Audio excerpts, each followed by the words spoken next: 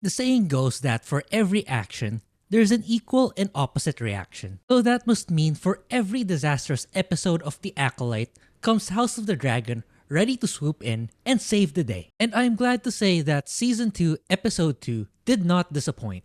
There was no doubt in my mind that things were going to escalate, and escalate it did, as the death of Jaehaerys has infuriated Aegon, leading to his inevitable irrationality. He interrogates Kristen on where he was during the assassination, and Kristen's response was, "I was, in bed." Which I find hilarious, given his naive and innocent character in the early days of Season 1, which perfectly exemplifies how power and playing the Game of Thrones corrupts absolutely. Larys manages to catch the assassin and wonders if he will get hurt.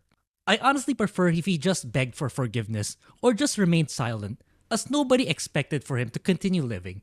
It felt a little lazy in the writing, but this is a bit nitpicking on my end. Otto Hightower, being the master tactician he is, uses Jaehaerys' death to their advantage by revealing his corpse to the public and claiming that Rhaenyra is responsible for the murder, gaining sympathy with the people of King's Landing. On the other side of the spectrum, Rhaenyra is angered by Daemon's recklessness and is banished from her council, a decision she will probably regret when the war against the High Towers commences. Alicent tells Kristen a second time, no more sex, which definitely means more sex later, which unleashes Kristen's big brain to order Eric to disguise himself as Eric to enact revenge by slaying Rhaenyra and end the war. Personally, while everybody knew that the twins were going to clash with each other at some point in the story, I didn't expect it to be so soon.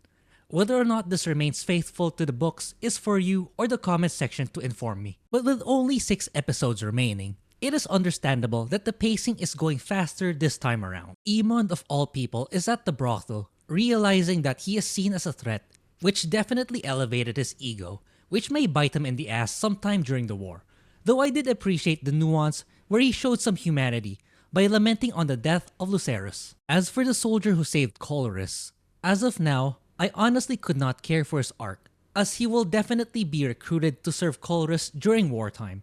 No way he'll just be chilling in his sibling's house. One of my favorite scenes in this episode is the interaction between Rhaenyra and Mysaria.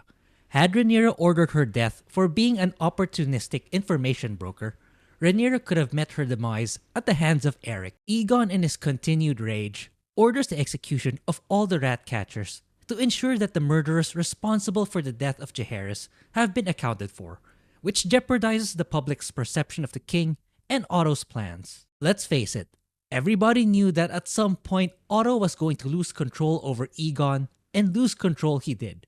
And Otto loses his position as Hand of the King, which has been passed on to Kristen. Ironically, Alicent then instructs Otto to travel to Highgarden and negotiate with the Tyrells, which should prove interesting on how the story will unfold with them in the picture. Finally, the iconic scene with the twins was definitely entertaining, as realistically speaking, everyone else would not have known who is who when things got messy, and both characters met a fitting end. So, House of the Dragon Season 2, Episode 2. Was it good? I believe so. While not jaw-dropping, it is a very compelling episode, and I am excited to see the next one with tension between the two factions rising even further. What are your thoughts on this episode? Did you also like it? Sound off in the comments. As always, thank you for watching, and do consider subscribing for more content, and I will see you next time.